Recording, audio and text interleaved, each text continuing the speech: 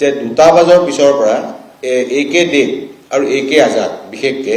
আৰু কুল বসুমতাৰী ৰোডত কোনো ধৰণৰ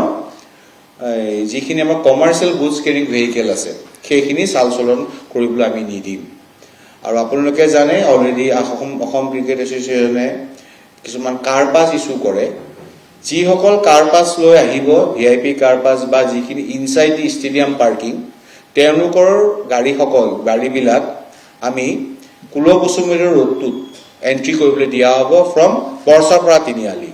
বহুত মানুহে কেতিয়াবা অলপ ভুল বুজাবুজি হয় কিছুমান গাড়ী ধীৰেনপাৰাৰ পৰা সোমাব বিচাৰে গতিকে মই আপোনালোকৰ থ্ৰুদি এইটোৱে অনুৰোধ কৰিছো ৰাইজক যে ধীৰেনপাৰা দি যাতে কোনো গাড়ী সোমাবলৈ আমাৰ কাৰণে যাতে চেষ্টা নকৰে কাৰণ এইটো আমি ওৱান ৱে কৰিছো যাতে সকলোৰে সুবিধা হয় তাৰ পিছত আছে আপোনালোকৰ যিসকল গাড়ী পাছ থাকিব লাল গণেশৰ পৰা টুৱাৰ্ডছ বিৰুবাৰীলে তো ওৱান ৱে হ'ব লাল গণেশৰ পৰা গাড়ীখিনি বিৰুবাৰী ফালে ওলাই যাব পাৰিব কিন্তু বিৰুবাৰী পৰা যিখিনি গাড়ী আহিব সেইখিনি গাড়ী আমি সাইকেল ফেক্টৰী ৰাইট সাইডে ডাইভাৰ্ট কৰাম FA ৰেডি ডাইভাৰ্ট কৰা এটো AK দেৱৰ ৰচনীৰে ওলাই যাব গাড়ীখিনি গতিকে AK আজাদ ৰোডটো কথা আকৌ কৈছো আপোন লাল গণেশৰ পৰা ষ্ট্ৰেট আহিব পাৰিব আপ টু বিৰুবাৰীলে আৰু বিৰুবাৰী বা যিখিনি গাড়ী লাল গণেশৰ ফালে আহিব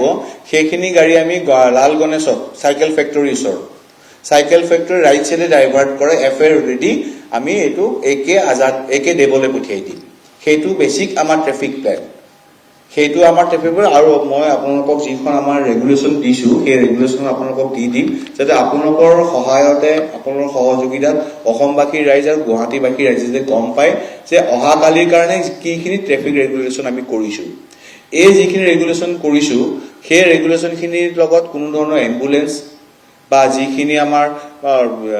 এম্বুলেন্সে হোক ফায়াৰ ব্ৰিগেডে হোক বা মেডিসিন কেৰিং ভেহিকেল হোক সেইখিনি কোনো ধৰণৰ প্ৰযোজ্য নহব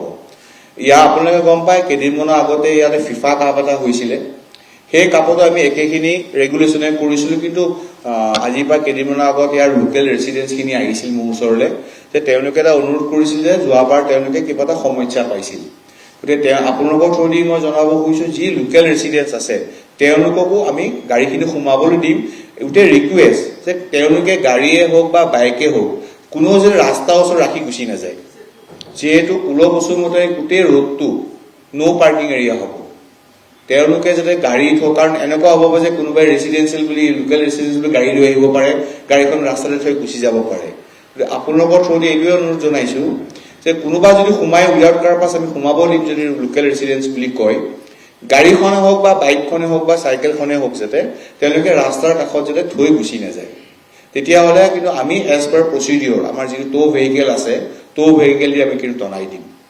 হেতু হৈছে বেসিক ট্ৰাফিক ৰেগুলেশন আৰু আপোনালোকৰ থ্ৰুদি আৰু এটা মই জনাইছো অনুৰোধ কাৰণ বহুত ধৰণৰ কনফিউজন কিবা ক্ৰিয়েট হয় মানুহৰ তোৰ গেট নম্বৰ 7 টু কোনফালে সোমাব এটা যি সকলৰ গেট আছে টিকেটৰ গেট নম্বৰ থাকিব ধৰক ইনাৰ গেট নম্বৰ 5 আৰু 6 তেওঁলোকক ভূপেন হাজৰিকা পথ দি আহিবলৈ অনুৰোধ জনাইছো